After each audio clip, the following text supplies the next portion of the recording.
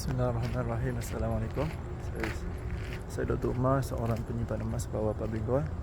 So hari ini saya nak ceritakan sedikit tentang kelebihan menyimpan emas.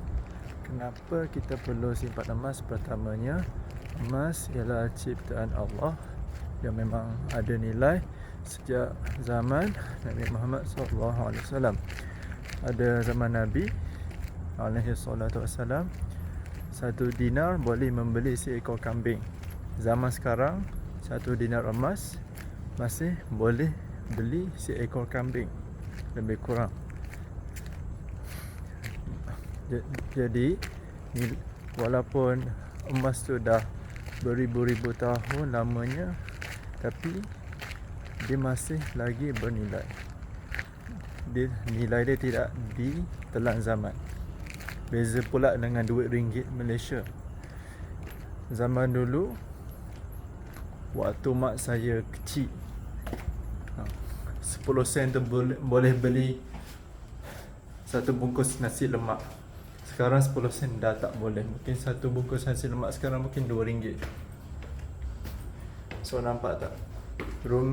Nilai duit kertas mana-mana negara makin hilang dari tahun ke tahun akibat inflasi. Membanding dengan harga emas tahun 2000 dia bernilai RM30 per gram. Tahun ini harga emas pernah cecah 500.5. So daripada RM30 1 gram kepada RM550 untuk 1 gram emas. Naik 18 kali ganda dalam jangka masa 25 tahun. Dan benda tu tak berlaku kepada wang ringgit Malaysia. So, saya nak ajak anda semua untuk mula simpan emas. Pendaftaran percuma sahaja. Bimbingan saya juga adalah percuma. Jika anda nak link, saya boleh sharekan, boleh DM saya ataupun type link yang saya share dekat description bawah. Alright?